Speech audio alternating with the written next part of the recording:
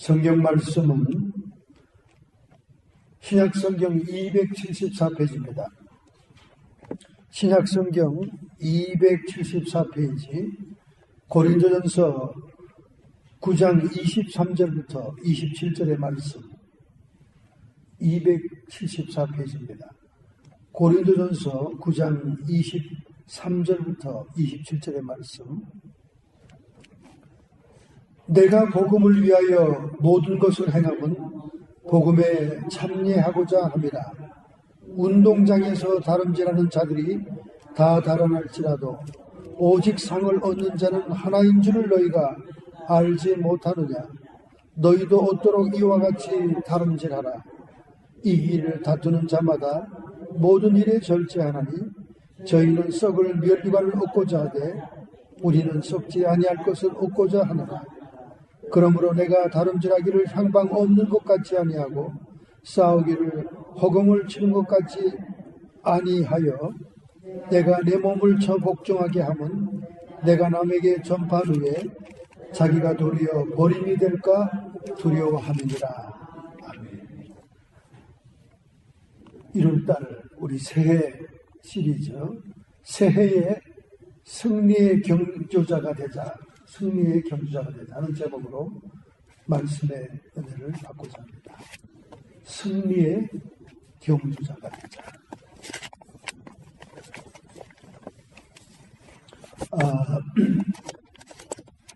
여러분과 제가 이 살고 있는 베이에리아 근처에 가장 범죄율이 높고 그리고 도시가 참으로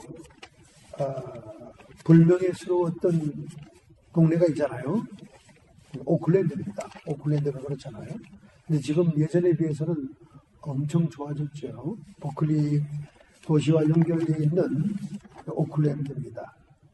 2015년도에 오클랜드에 관광을 온 사람이 350만 명이었습니다.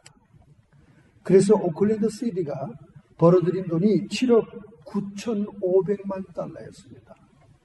여러분과 제가 이 지역에 살면서 오클랜드를 무시하고 우습게 보고 범죄율이 많은 도시로 치부하고 있었는데 2015년도 통계가 엄청나다는 거죠. 그리고 7,000여 개의 일자리가 관광객들로 인해서 나왔다는 거예요. 그래서 이 오클랜드는 아이쿠나 이거 관광 수입이 괜찮네. 그래서 이제는 오클랜드 시티를 관광의 도시로 많은 사람들이 관광을 올 수 있는 도시로 개발하기 위해서 시티에서 신경 쓰고 프로젝트를 지금 진행하고 있다는 거예요. 관광의 수요를 위해서 여러 가지 많은 것을 계획하고 있습니다. 특별히 그 와이너리와 연계한 그런 행사들, 여러 가지 그 행사들을 지금 많이 준비하고 있고, 그 다음에 또 트레일을 또 개발하고, 여러 가지 또 많은 그 페스티벌을 준비하는 관광대를 유치하기 위한 계획을 세우고 있다. 정말 오클랜드가 많이 좋아진 거지요. 이렇게 관광객들이 뿌리고 가는 그 수입이 괜찮았다는 겁니다. 정말 감사하고 좋은 일이죠. 이 주변 도시에서 가장 낙후되고 범죄율이 많고 총기 살인이 많은 그런 도시가 외국 사람들의 방문객들로 인해서 이런 도시가 활성화되고 있다는 것이 너무 기쁜 일입니다. 정말 다녀보면 좋아졌어요. 옛날보다는 훨씬 좋아졌습니다. 이러다 보니까 부동산 가격도 엄청 뛰고 도시가 좋아지고 있죠. 감사한 일입니다. 주변 도시가 이렇게 좋아지고 있다는 게 참 좋은. 사실은 그 오클랜드 가보면 호수도 얼마나 아름답습니까? 호수 주변으로 아침에 산책하는 사람들, 달리기 하는 사람들도 있고, 또 그 언덕 위에서 그 호수를 바라보면서 이 야경을 보면 정말 아름답죠. 정말 아름답습니다. 이 좋은 모습을 찾아가는 것, 이렇게 나날이 도시도 발전해 가는 것처럼 여러분과 저도 이번 새해에 매해 그냥 그 타령으로 지나가는 새해가 되지 말고 이제 1월 한 달이 지나가는 이때에 또 구정도 지나가는 이때에 우리는 새롭게 결심을 해야 됩니다. 정말 금년도에는 하나님을 기쁘시게 하고 주님이 인정할 만한 그런 신앙생활을 해야 되겠다. 뭐 딴 거 없습니다. 우리가 여러 가지 많은 여러 가지 아이템이 있어요, 신앙생활에. 그러나 그 중에 가장 우리가 중요한 것은 영혼을 주님 앞으로 인도하는 거예요. 그러나 사실 우리가 1년 내내 자신의 기쁨을 위해서 시간을 많이 보냈지, 정말 영혼 구원을 위해서 얼마나 우리가 희생적인 시간 또는 섬김의 시간, 베품의 시간을 가졌나, 이 생각해 볼 필요가 있어요. 정말 우리가 미국 교인들이 나태합니다. 너무 신앙 환경이 좋다 보니까 정말 스포일돼 있어요. 정말 하나님께 부끄럽죠. 정말 부끄럽습니다. 선교지의 현상과 선교지에서 삶과 죽음의 전선의 직면에 있잖아요. 또 이런 여러 가지 많은 어려운 위기에 처했는데 우리 미국의 우리 교인들이 금년도에는 한번 이를 악물고 말이죠. 어떻게 좀 해보겠다는 결단을 해야 됩니다. 그래서 매 그냥 이렇게 하나님한테 미안합니다. 실례했습니다. 또 한 살 먹었네. 이러지 말고 우리 금년도에 한번 열심히 영혼을 구원하기 위한 일에 정진을 해보자는 거죠. 그런 의미에서 우리의 신앙생활은 경주장에 경기하는 선수와 같다. 이렇게 사도 바울은 오늘 고린도전서 9장의 본문에서 얘기하고 있습니다. 이렇게 고린도 CD에서 이런 편지를 쓰게 된 것은 코린트라고 하는 도시는 그 당시의 항구 도시로서 굉장히 상업이 발달되어 있고 동서를 연결하는 그런 무역 도시였습니다. 그렇게 사람들이 빈번하게 오가다 보니까 타락한 도시요, 또는 부패한 도시이기도 하지요.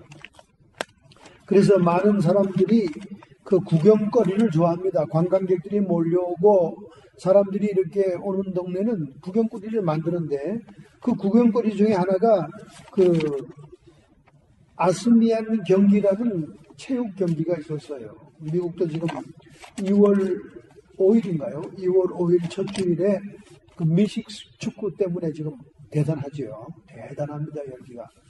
미식 축구의 그 입장권이 본래는 40불부터 시작한다는데 안표가 6,000불입니다. 안표를 팔 수 없도록 제지하고 있지만은 암암리의 인터넷으로 안표가 6,000불, 제일 나쁜 좌석이요. 제일 좋은 좌석은 40만 불입니다. 40만 불이에요. 그 40만 불인데 40만 불 좌석은 어떤 좌석이냐? 하루 종일 자기가 먹고 싶은 걸 다 먹고 그 다음에 선수들이 바로 눈앞에서 뛰어다니는 것을 볼 수 있는 그런 자리라는 거예요. 40만 불 티켓을 사서 럭비 풋볼을 보는 사람들은 거부에 속하는 사람들이겠죠. 근데 이 40만 불짜리 티켓도 살 수가 없다는 겁니다. 이제 나중에는 또 그게 또 프리미엄이 붙는 거예요. 100만 불로 뛸지 얼마로 뛸지는 모릅니다. 이렇게 현대 스포츠도 굉장한 사람들의 관심을 주는 것처럼 여기에 또 광고를 올리기 위해서 우리 한국의 기업들이 말이죠, 대단히 신경을 쓰고 있잖아요. 기아와 현대 자동차들이 지금 그 광고를 놓치지 않으려고 애를 쓰고 있죠. 바로 그런 경기들이 아스미안 경기가 고린도라는 도시에 있었다는 거예요. 매 2년마다, 지금은 올림픽이 4년마다 오지만은 매 2년마다 개최하고 있죠. 이제 다가오는 올림픽은 일본 도쿄에서 지금 이제 열릴 예정이죠. 열릴 예정입니다. 그런데 일루미네이트 예언 카드에 보면 도쿄에서 열리는 올림픽에서 엄청난 테러가 일어날 것을 그림 카드에 예언을 해놨습니다. 911도 그림 카드에 예언된 대로 그대로 폭발했어요. 쌍둥이 빌딩에 연기가 나고 말이죠. 이 폭발하는 모습이 일루미니안 카드에 예언된 대로 됐는데, 이제 또 카드 또 하나에 무슨 내용이 있냐면 동경 이번에 새로 열리는 올림픽에 그 도시에 있는 시계탑이 폭발하고 테러가 엄청나게 터지는 것이 예언되어 있다는 거예요. 이제 그건 사족 같은 얘기를 하는 것이고, 어쨌든 그 고린도 도시의 아스미안 경기가 2년마다 열리는데, 거기에 그 경기를 뛰는 선수들이 맹렬한 훈련과 준비를 했다는 거예요. 그래서 사도 바울은 그 모습을 보고 우리의 신앙생활도 이런 경기장의 경기자와 같은 선수에 비유해서 생동감 있게 오늘 본문에 얘기하고 있는 것입니다.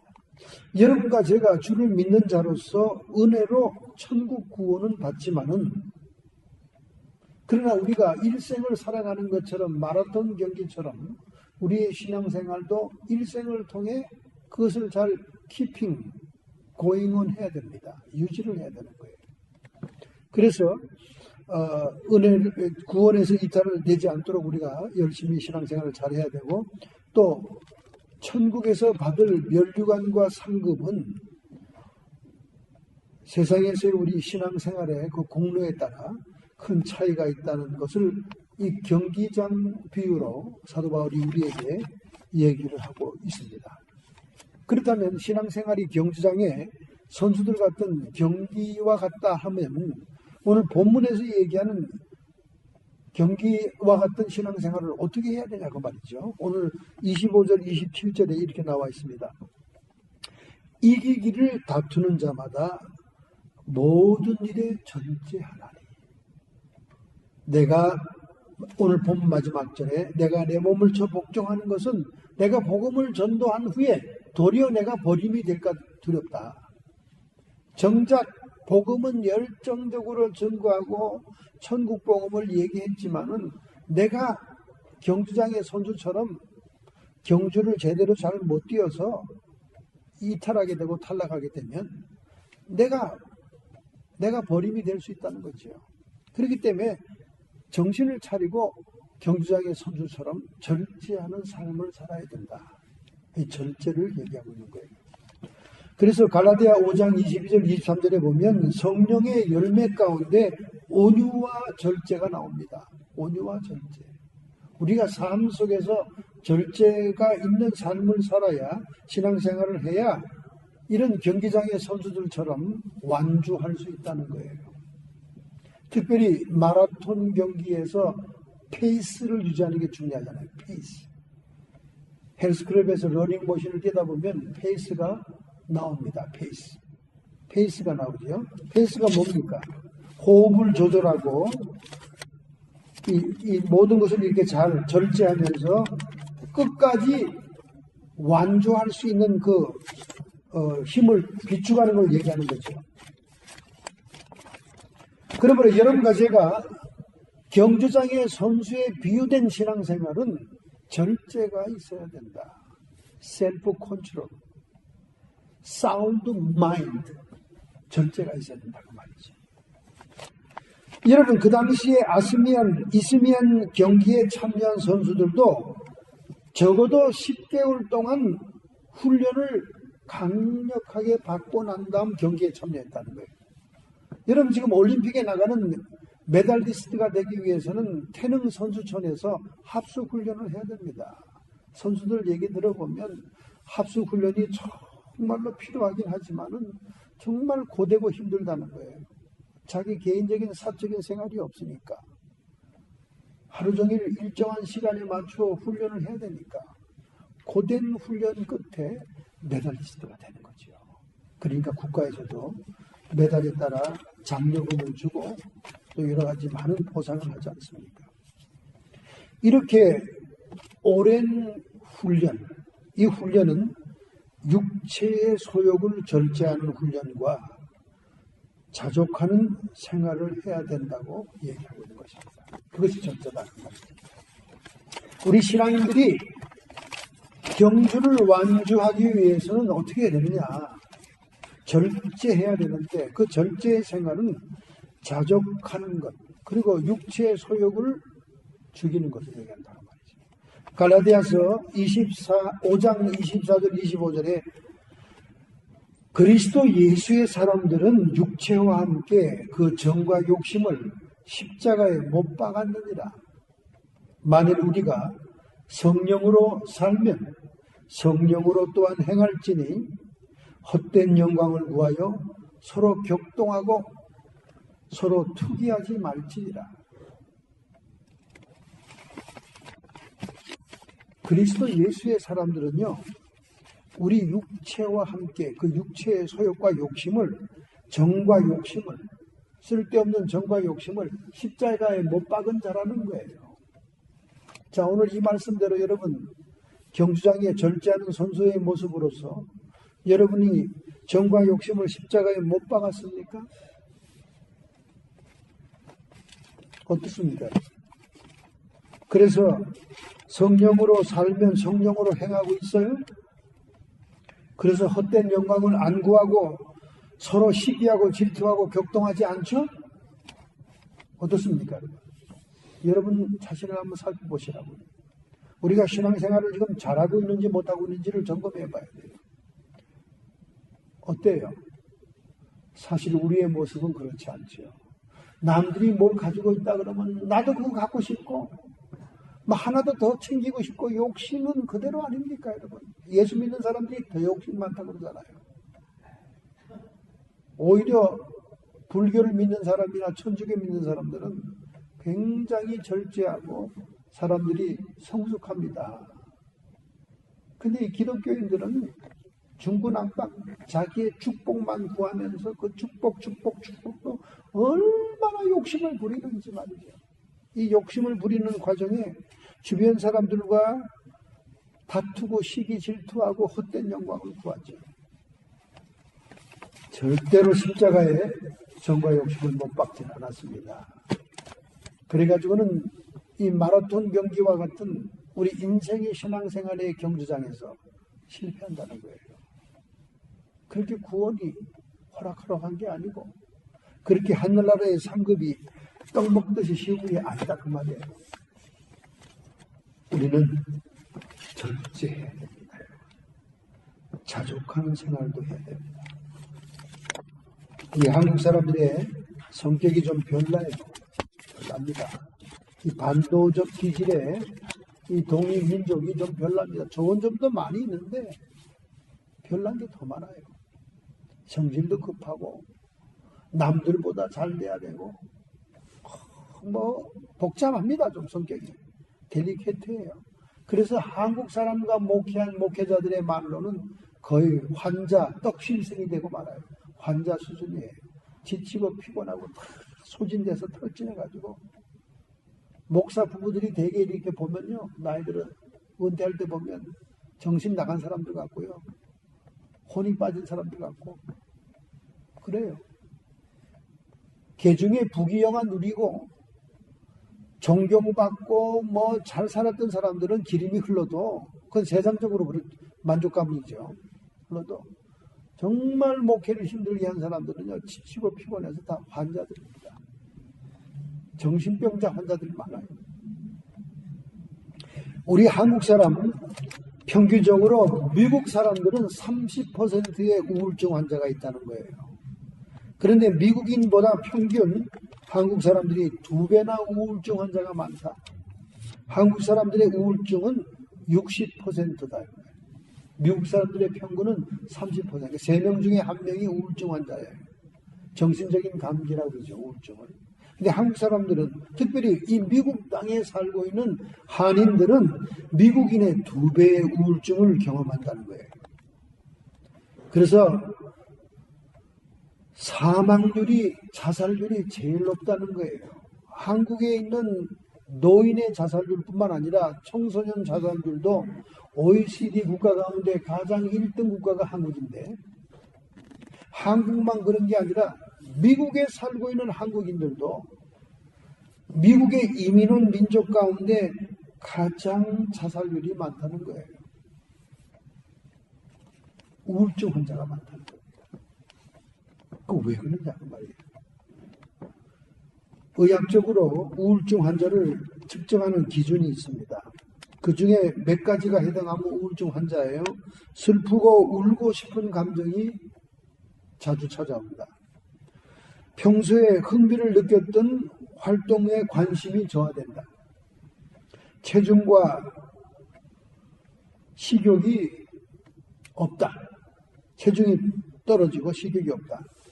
과한 수면과 불면증이 찾아온다. 무기력증이 있고 자존감이 저하되며 잘못된 죄책감에 시달리고 있다. 사고력과 집중력이 감퇴되고 있고 자살 등 죽음에 대한 관심이 많다. 그리고 삶의 의욕이 상실되어 있다. 이 중에 한두 가지만 해당되면 우울증 환자입니다. 정신적인 감기라고 얘기하고 있죠. 근데 우리 한국 사람들이 통계적으로 미국 사람의 2배나 된대요. 자살자의 비율은 제일 많다는 겁니다. 100명당 한국 사람의 자살률은 4.4%입니다. 100명당 한 5명이 죽는다는 거죠. 그런데 다른 그 이민자들은 백인은 1.7%, 한 2사람 정도, 흑인은 0.8%, 한 사람 정도, 원주민 인디안들은 3.2%, 그 다음에 중국계는 1.6%, 인도는 2.5%, 베트남 사람은 2.0%. 한국 사람이 제일 자살률이 세요. 왜 한국 사람들이 자살률이 센가? 왜 이렇게 우울증이 많은가? 이유가 있습니다. 정신의학자 머슬로라고 하는 학자는 인생이 행복하지 않고 불행한 4가지의 이유를 듭니다. 4가지. 우울증이 찾아오는 결정적인 4가지 이유를 들어요. 첫째는 감사함이 없다는 거예요. 자기 삶에 대한 감사. 감사가 없다는 거예요. 감사가 없으면 우울증이 온다는 겁니다. 여러분, 감사가 뭡니까? 감사가 자족하는 걸 얘기하는 거예요. 내가 지금 현재 있는 대로 만족스럽다.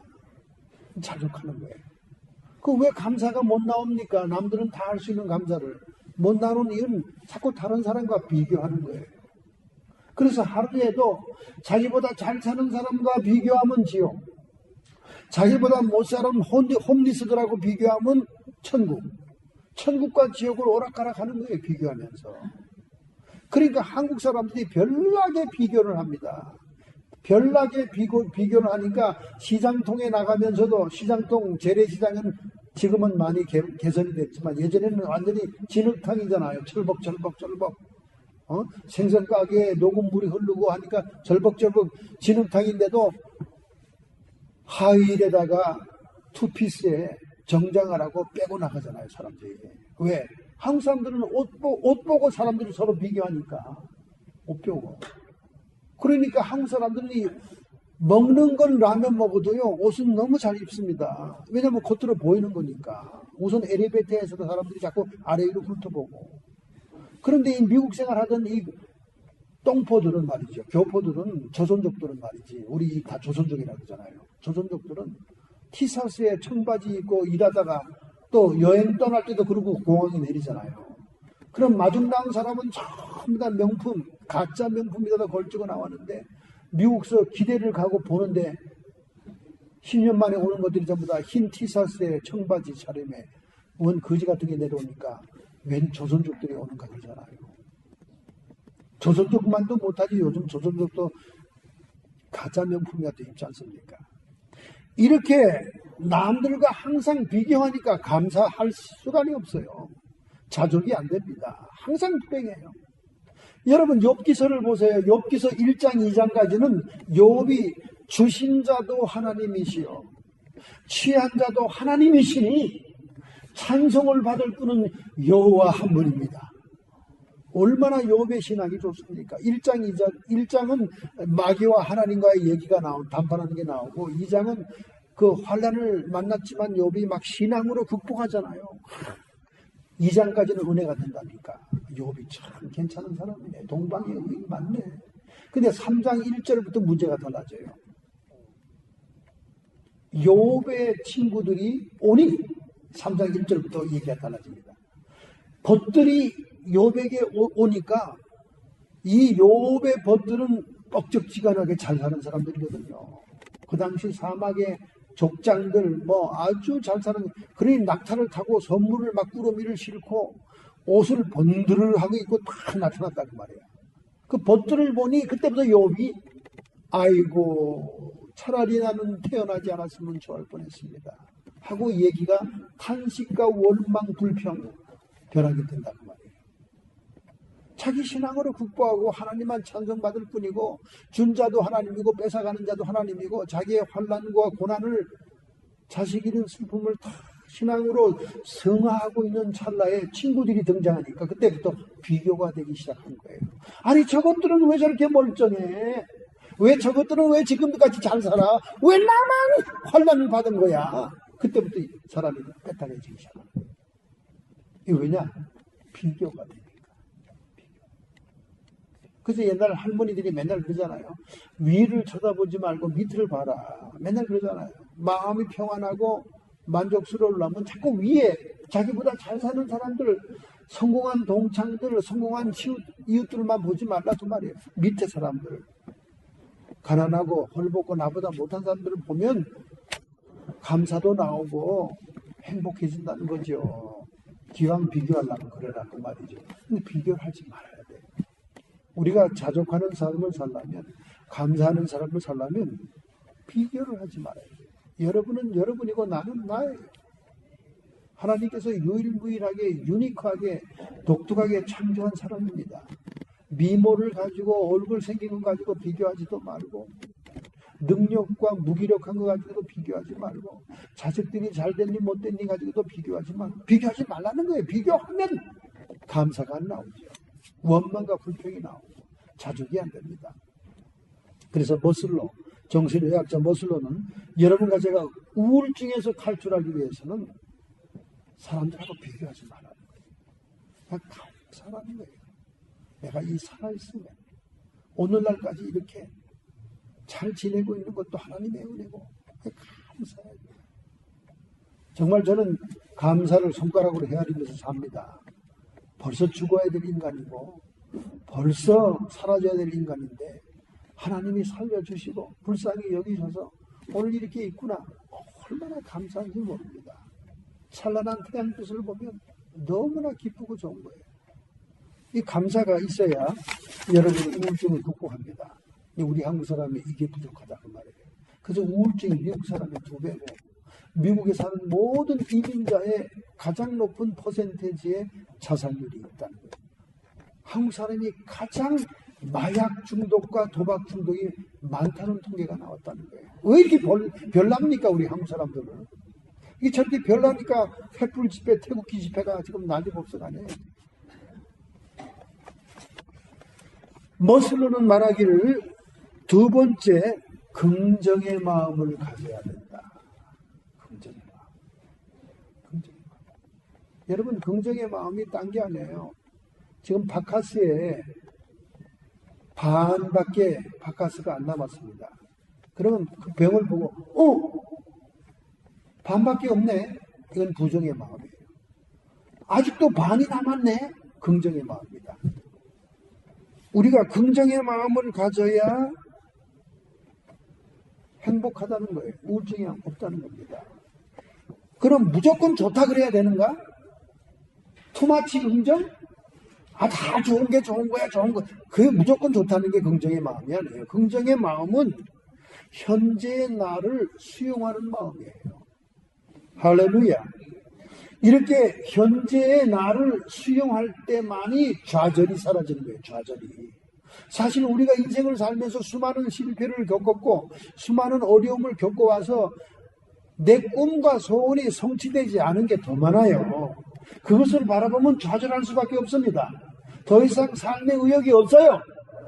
그런데 긍정의 마음을 갖는다는 것은 현재 요모양 요꼴 이 지경이 된 나를 그냥 있는 그대로 수용한다는 의미입니다. 그것은 무엇을 의미합니까? 좌절에 사로잡혀 그냥 앉아있는 게 아니라 새로운 기회를 열게 한다는 거예요. 할렐루야. 그러므로 하루에도 수십 가지의 부정의 마음, 슬픈 마음이 찾아들어오면 그걸 컷다운 해야 돼요. 자꾸 끊어내야 됩니다. 자꾸 가지치기를 해야 돼요. 그리고 긍정의 마음으로 바꿔야 됩니다. 이것이 행복이요. 이것이 우울증을 치료하는 거예요. 근데 우리 한국 사람들은 특별히 비관적이고 부정적입니다. 이 한국 사람의 부정적인 마음을 치밀하게 파고들어서 격파한 것이 세계 최대의 교회가 되지 않았습니까? 신학적인 문제가 있지만 하여간 어쨌든 한국 사람들에게 뿌리 깊은 부정적인 마음. 우리 할머니들 얘기 들어보면서 아이고 망했다, 아이고 난리가 났다. 우리 한국 사람 입에서 나오는 말은 맨날 그거예요. 아이고 죽었다. 긍정의 마음, 이걸 여러분 지켜야 됩니다. 너희 마음을 지켜라 하는 것도 keep mind 하는 것도 이게 성경의 말씀에 긍정의 마음을 가지라는 거예요. 긍정의 마음은 무조건 다 좋다 그래라 그런 게 아니라 현재 나를 있는 그대로 수용한다는 거예요. 긍정의 마음. 수용 안 하면 어떡할 거예요? 수용 안 하면 좌절인데, 수용 안 하면 좌절로 문이 닫히는데, 그러나 수용하면 새로운 기회가 열린다는 거예요. 할렐루야. 자, 그 다음에 세 번째 우리가 이 머슬로가 얘기하기를 우리가 행복하고 우울증에서 벗어나려면 우선 용서를 해야 된다는 거예요. 용서. 여러분과 제가 사람들을 용서를 못하면요, 가장 피해자는 자기입니다. 나에게 지금 죄를 짓고 나를 괴롭혔던 사람들은요, 자기가 나를 괴롭힌 걸 생각지도 안 합니다. 그러니까 지금 현재는 나랑 아무 상관이 없어요. 근데 내가 용서를 못하고 미워하고 원망하고 있으면 가장 많이 피해를 받는 사람은 나예요. 내가 피해를 받는. 내가 미워하는 마음으로 가득 차가지고 그것이 면역을 약화시키고 암이 되고 그것이 나를 늙게 만들고, 우리가 인생을 살다가 큰 환난을 만나고 어려움을 당할 때마다 그때 한 번씩 크게 늙잖아요. 신체적으로 확 늙어버립니다. 그러니까 용서를 해야 돼요. 용서. 우리 인간성 가지고는 용서가 안 됩니다. 그러나 성령이 관여하시고 예수님의 이름으로 용서가 되는 거예요. 하나님의 넓으신 자비와 사랑의 마음으로 용서하게 해주시옵소서. 하나님의 그 은총을 우리가 끌어들이고 인용하면 용서가 가능한 겁니다. 할렐루야. 우리가 용서하면 최대의 수혜자가 누구냐? 나예요, 나. 용서하면 마음의 해방을 갖는 거예요. 내가 붙들고 있는 끈을 놓는 거예요. 용서하면 더 이상 상관이 없는 겁니다. 그럼 내가 편안해진 거예요. 내 마음이 편안해진 거예요. 그럼 내가 행복해지는 거죠. 그러니까 여러분 인생을 살면서 용서가 되지 않은 분들을 다 보내세요. 이제 떠나보내시고 용서하고, 그게 인간의 힘으로는 안 되기 때문에 기도하라는 거예요. 인간의 힘으로 안 되기 때문에 성령의 힘으로 하라는 겁니다. 인간의 힘으로 안 되기 때문에 예수님이 와서 도와주셔야 된다는 거예요. 그 용서를 해야 됩니다. 할렐루야. 그 다음에 네 번째는 베풀어라. 여러분 베풀어야 됩니다. 베풀어. 내가 움켜쥐고 내 것만 챙기고 내 욕심만 챙기면 내가 많은 이익을 쌓아놓고 걷지만은 그거는 썩는 거예요. 그리고 옛날 할머니들이 했잖아요. 똥된다 그래요. 똥된다. 응? 똥된다. 근데 베풀라는 거예요. 베풀라는 거예요. 이게 성경적인 원리죠. 주라. 그리하면 너희에게 돌려줄 것이니 후이되어 누르고 넘치도록 하여 너희에게 안겨주리라. 할렐루야. 하나님이 우리한테 개런티하는 거예요. 우리가 나눠주고 퍼주고 막 흩어서 베풀면 하나님이 수십 배로 돌려준다는 거예요. 아니 왜 하나님은 굳이 그렇게 하지? 내가 그냥 꼭꼭 묶어놓고 챙기고 내가 안 쓰고 남에게 안 주면 그대로 모아 있을 거를 왜 그걸 막 흩어서 주게 한 다음에 나한테 돌려준다는 걸까? 이유가 있어요. 인간의 원죄를 깨트리기 위한 하나님의 방법입니다. 인간의 원죄의 핵심이 뭡니까? 자기애거든요. 자기밖에 모르는 것. 자기만 챙기는 것. 자기밖에 모르는 게 원죄의 뿌리예요. 그러니까 하나님은 그 원죄를 용서하실 뿐만 아니라 그 원죄에서 벗어나게 하기 위해서 자꾸 베풀게 하는 걸 원하는 거예요. 뭐 억지로 놀부가 제비다리 부러뜨려가지고 치료해주는 그런 베품을 얘기하는 거 아니에요. 억지로 뭐 잘 된다니까 그렇게 하는 게 아니에요. 진심으로 주님의 사랑으로 베풀 때 하나님이 돌려줍니다. 할렐루야. 그래서 박사, 학사, 석사보다 더 훌륭한 사람이 누군지 아세요? 밥사입니다. 밥사. 밥을 사주는 사람. 그게 더 훌륭한 사람이에요. 밥사. 네, 밥사. 용서 못하는 사람보다 더 훌륭한 공자, 맹자가 누군지 아세요? 용서 못하는 사람. 웃자. 용서해주고 이제 손을 놓고 웃어버리는 거예요. 웃어버려. 그러면 행복과 우울증이 사라집니다. 할렐루야. 여러분, 이것이 너무나 이게 절제의 생활이요. 이것이 우리 자족의 생활입니다. 이렇게 해야 우리가 신앙의 경주를 완주하고 하나님으로부터 놀라운 칭찬을 받는 신앙생활을 할 수 있습니다. 할렐루야. 오늘 본문 초기에 뭐라고 그랬습니까? 25절에 23절에 내가 복음을 위하여 모든 것을 행함은 복음에 참여하고자 합니다. 여러분, 이 짧은 말이 얼마나 귀한 말인지 몰라요. 내가 복음을 위해서 모든 걸 실천하는 이유가 있다 그 말이에요. 왜냐하면 복음에 참여하기 위해서. 말로만 떠들고 입으로 이론으로만 얘기하는 것은 복음에 참여하는 게 아니라는 거죠. 내가 스스로 복음을 행하고 행동으로 옮기면 그 복음의 능력, 그 복음의 축복에 우리는 참여하는 것이 된다. 누리게 된다 그 말이죠. 할렐루야. 그래서 그게 절제를 수행하는 삶이 되는 것입니다. 자, 본문 두 번째입니다. 26절에 보면 그러므로 내가 다름질하기를 향방 없는 것 같지 아니하고 싸우기를 허공치는 것 같지 않게 하여.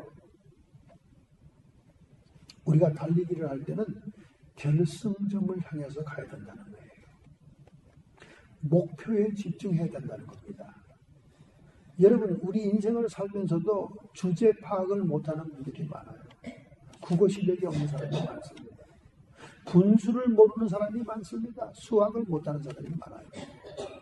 우리는 경주장에서 승리하는 자, 면류관 쓰는 자가 되기 위해서는 결승점을 향하여 가야 됩니다. 이 말은 무슨 말이냐? 목표에 집중해야 하는 거예요. 목표에. 우리가 목표를 향해서 나가야 된다는 거예요. 그래야 의의 면류관, 생명의 면류관, 썩지 않는 면류관, 천국의 상급자의 자격이 있다는 거예요. 그러면 목표에 집중하는 사람은 어떤 사람이에요? 믿음이 담대한 자. 믿음이 담대한 자는 목표에 집중하는 사람이에요. 아니, 우리 백그라운드가 하나님이고 하나님이 약속한 것이 있으니까 담대해야 되는 거예요. 믿음에 담대한 자. 의로운 자. 의로운 자는 소자에게, 약자에게 베푸는 자라 그랬죠. 그 다음에 계명을 준수하는 자. 너희가 나를 사랑하면 나의 계명을 지켜야 하리라. 하나님께서는 부잣집 도련님처럼 응석 부리고 스포일된 사람을 원치 않아요. 주님은 사랑하면 사랑할수록, 주님의 제자가 되면 될수록 계명을 지켜야 돼요. 계명을 지켜야 돼요. 예수님이 오시고 난 다음에는 우리가 계명은 안 지켜도 된다 하는 그런 산호세의 어떤 목사님, 내연 관계를 먹고 자식을 낳았습니다 지금. 그리고 겉으로는 또 목회를 하고 있어요. 목사님이 뭘 알고 그런 얘기합니까? 나는 사진도 있고 증거도 다 있습니다. 계속 사람들에게 사기치고 계속 까불면 제가 아주 공개할 겁니다. 내연의 관계에 자식까지 두고는 아직도 목회하고 또 사기를 치고 헌금을 걷어들이고 있다니까. 신문 광고 뒷담이고. 이게 지금 우리가 살고 있는 현 도시의 목사의 행태입니다. 얼마나 한심합니까? 여러분 생각해 보세요. 겉으로 아무도 몰라요. 아무도 몰라. 그런 내연의 여자가 있는지 말이지. 그런 자식이 있는지 아무도 몰라. 그런데도 막 겉으로는 막 자기가 그런 죄를 지고 있으니까 이제는 율법이 필요 없다는 거예요. 예수님이 오신 다음에 율법은 폐지됐다는 거예요. 율법이 폐지되니까 간음하고 간통하냐? 하나님 앞에서. 하나님이 환상도 보여주고 정확하게 저에게 계시해 주니까 아는 거죠. 어떤 사람이 알겠어요? 깜짝같이 그러고 있는데 어떤 사람이 알겠어요? 계속 지금도 사람들을 속이고 있습니다. 계명을 준수해야 돼요. 계명을 준수해야 됩니다. 예수님이 오신 것은 율법을 완성하러 오신 거지 율법을 폐지하러 오신 게 아니에요. 예수님이 분명히 말했어요. 너희가 나를 사랑하면 내 계명을 지켜야 하리라. 할렐루야. 그 다음에 수고한 자, 소자에게 교회에서 봉사하고 수고한 자, 핍박을 받은 자, 의인과 선지자를 영접한 자, 물 한 그릇이라도 갚을 길이 없는 소자에게 대접한 자에게는 결단코 상급을 잃지 아니하리라. 할렐루야. 무슨 일이든지 죽게 하듯 한 자. 우리가 직장 생활할 때 직장 주인에게 우리가 일할 때 주님께 하듯이 그렇게 하라고 그랬잖아요. 그렇게 죽게 하듯 한 자. 그 다음에 오늘 우리 첫 번째 말씀처럼 자기를 절제한 자, 충성된 자, 복음 전도자, 그리고 시험을 이긴 자. 역대하 15장 7절에 말씀합니다. 그런즉 너희는 강하게 하라. 손이 약하지 않게 하라. 너희 행위에는 반드시 상급이 있느니라. 할렐루야.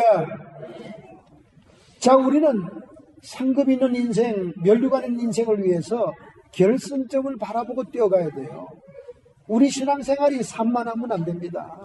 산만하면 안 돼요. 우리가 대화를 해도 몇 가지 유형이 있습니다.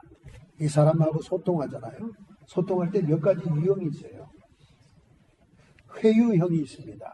상대방하고 얘기할 때 회유하는 대화를 하는 사람이 있어요. 회유는 뭡니까? 상대방을 이렇게 자기 말 듣게 하려고 하는. 세일즈맨들이 이런 걸 잘하는 세일즈맨들이. 이 회유형은 이 동그란 원 가운데 조건이 있어요. 자기라는 조건과 타인이라는 조건과 환경이라는 조건이 있습니다. 그 세 가지의 조건 가운데 회유로 얘기하는 사람은요, 타인만 신경 쓰는 사람이에요. 타인의 마음, 타인의 기분, 타인의 감정, 타인의 상태만 신경 쓰는 사람, 곧 회유형의 대화를 하는 사람이에요. 그런 사람들은 상대방의 비율을 너무 맞춥니다. 상대방이 아첨하기도 합니다. 그러다 보니까 자기는 자존감이 낮아져요. 자기는 정체성이 낮아집니다. 비굴해지는 거죠. 이런 회유형의 대화를 하는, 소통하는 사람들이 있어요. 이 좋은 대화법이 아니에요. 좋은 대화법. 상대방에게 휘말려 들어가는 거죠, 결국. 두 번째는 비난형이 있습니다. 비난형. 요거는 성경에 나오는 선지자들. 비난형은 이 조건의 원형에 자기가 있고 타인이 있고 상황이 있는데, 비난형은 자기 중심적으로, 이 자기는 하나님께 계시받은 계시의 말씀을 가지고 있는 자기 중심적으로 상황에 빗대어서 상대방에게 얘기할 때 비난적인 대화를 하게 되죠. 회개해라, 고쳐라, 잘못이다. 이게 선지자형의 대화법인데, 하나님의 계시를 받은 것이 없이 그런 대화를 한다면 그거는 사람들이 아주 싫어합니다. 사람들이 제일 싫어하는 대화법이에요. 비난형. 너 왜 그렇게 공부 안 하니? 너 왜 이렇게 밥 먹었어? 너 장가 언제 갈래? 설날 되면 맨날 가족들이 그러죠. 그 다음에 세 번째는 산만형이 있습니다. 산만형 대화. 대화에 초점이 없어. 무슨 얘기하는지 몰라. 그런데 무조건 웃기기만 하는 사람들이 있습니다. 이거는 이 조건의 원에서 자기와 타인과 상황, 이 세 가지를 다 고려하지 않고 그냥 좌중을 웃기고 재미있게 하기 위해서 하는 대화형. 그게 산만형입니다. 설교도 그렇게 하는 목사님들 많죠. 무조건 웃기려고 노력하는 그런 설교가 많아요. 그런 설교들은 목표가 없어요. 가르치는 주제가 없습니다. 산만하기만 하고 웃기기만 하려고 하는 거예요. 그 다음에 이제 네 번째 대화형이 있죠. 그게 뭡니까? 초이성형이라고 합니다. 초이성형은 뭐냐? 세 가지의 조건의 원의 가운데 자기와 타인과 상황이 있는데, 상황을, 문제의 상황, 환경, 상황을 가장 분석해가지고 자신의 감정도 타인의 감정도 고려하지 않고 이성적으로만 분석하는 스타일입니다. 이게 우리 한국의 지금 황교안 총리 같은 스타일이죠. 웃지도 않아요. 심각해. 대화가 차가워. 감정이 안 나타나. 근데 이런 사람들은 대중적인 인물은 되게 힘들어요, 사실은.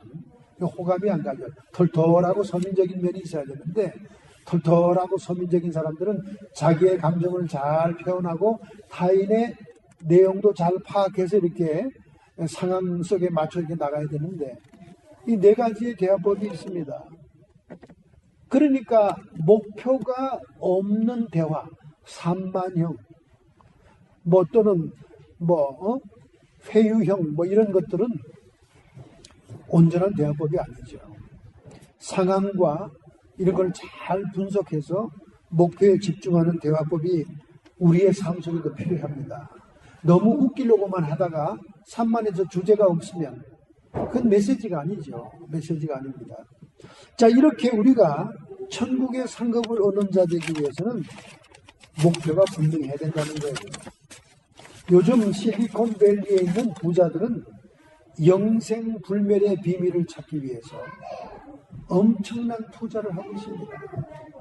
이제 IT 산업으로, 인공지능으로 돈을 벌고 있는 이 어마어마한 부자들이 어디다 투자하고 있느냐?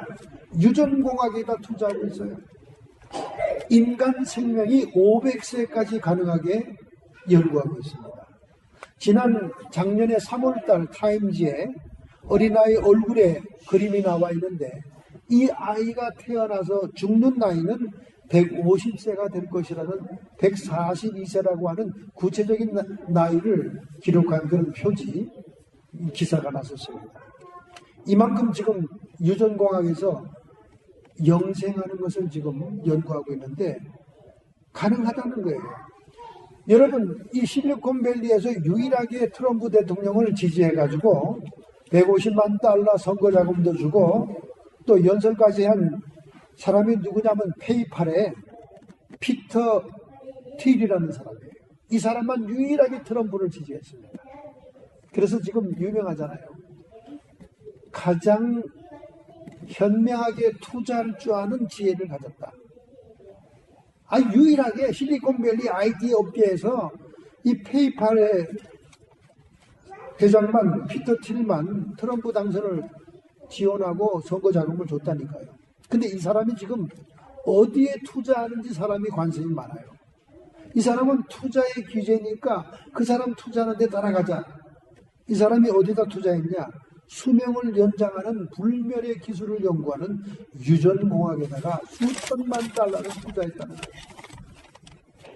그럼 인간의 생명이 연장되는 방법이 몇 가지가 있냐? DNA를 조합하는 게 있어요. DNA. 지금 곤충이나 짐승이나 생물 가운데 아주 생명이 오래 사는 거북이 같은 이런 DNA들을 연구해서 인간 DNA에다 조합하는 유전공학적인 기술을 개발하고 있어요. 두 번째, 나노 로봇을 만드는 거예요. 나노 로봇. 혈액세포보다 더 적은 로봇가 있다는 거예요. 그 나노라는 거 알죠, 여러분? 아주 미세하고 작은 겁니다. 그 로봇이 혈관 속에 들어가가지고 치료할 것은 치료하고 호르몬이 필요한 것은 호르몬을 공급하고 그런 그 로봇이 피 속에 다니면서 치료를 하기 때문에 수명이 연장된다는 거예요. 그 다음에 세 번째는 이제 인공지능이 발달하기 때문에 컴퓨터에다가 인간의 뇌의 모든 기억을 옮겨 놓는다는 겁니다. 그러니까 치매가 걸리는 것도 상관이 없어요. 인간의 모든 기억을 인공지능 컴퓨터에다 집어넣는다는 겁니다. 그럼 그것이 계속 리피트해서 기억을 해내기 때문에 인간 수명이 최소한 150살 이상 넘어간다는 거예요. 150살은 이미 따놨다는 겁니다. 지금 목표는 뭔지 알아요? 500살까지 사는 겁니다. 500살까지. 벌써 이미 개발된 수명 연장 기술은 뭐냐? 냉동 기술.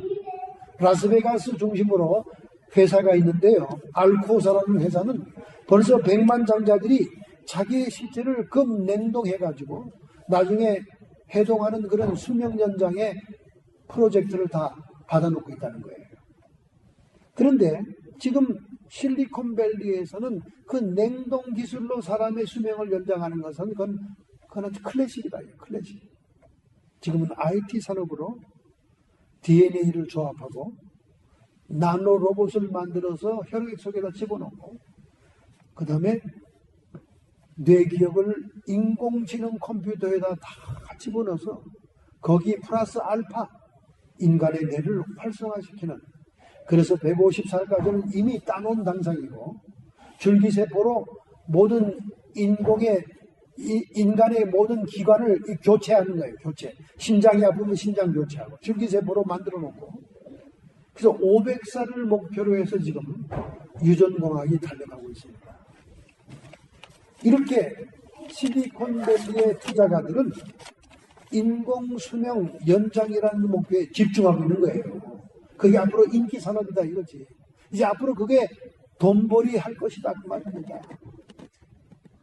이렇게 세상 사람들은 그 목표를 정확히 하고 있습니다.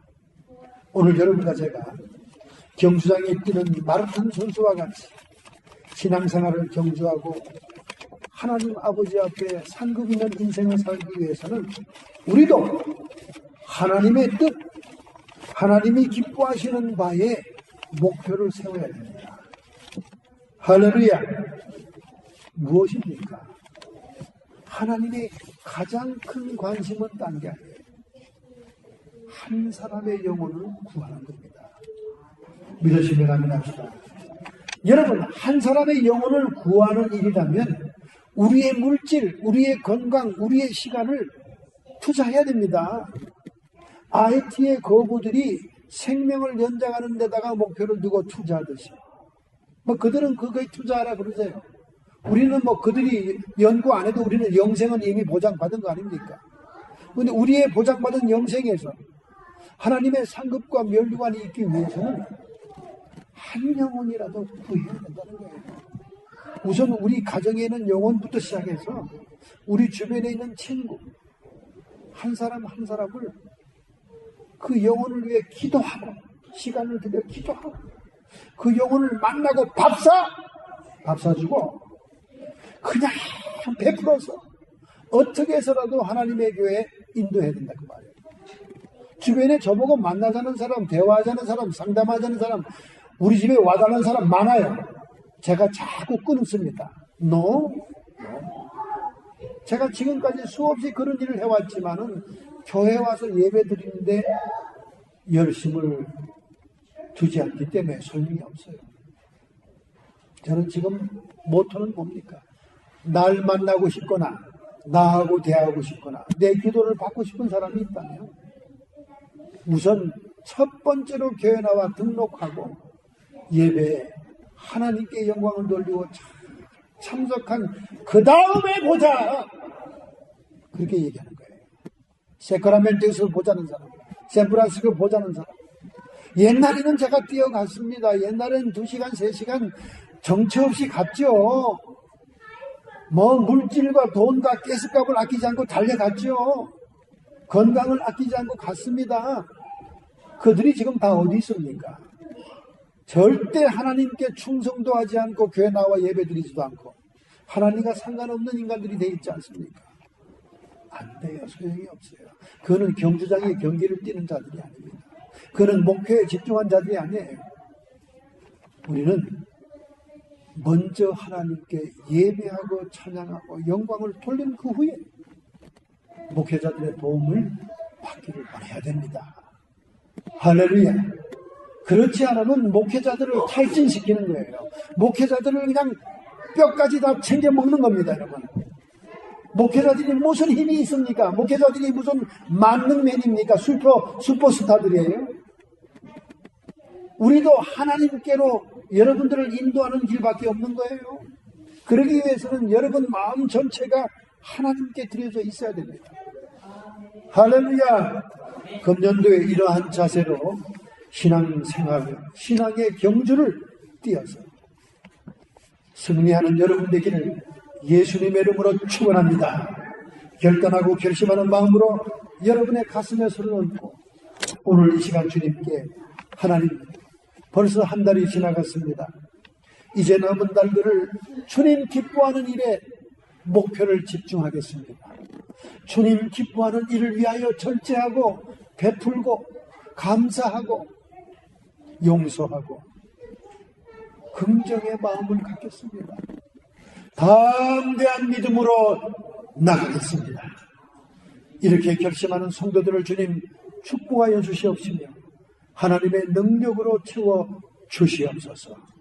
나사렛 예수의 이름 권세로 명하노니 성도의 육체와 정신에 역사하는 모든 질병들은 예수님의 권세로 치료함을 받을지어다. 우리의 마음속에 세상이 주지 아니하는 하나님의 평강과 성령의 기쁨이 넘치게 해주옵시고 악한 마귀 섰던 귀신의 세력들은 지치고 피곤하고 부정적이고 근심하는 우리들에게 찾아와 역사하지만 이 시간 예수님의 이름 권세로 쫓김받고 떠나갈지어다. 주 예수 그리스도의 능력과 복음의 권세가 성도들에게 임하게 하옵소서. 예수님의 이름으로 축복하며 기도하옵나이다. 아멘.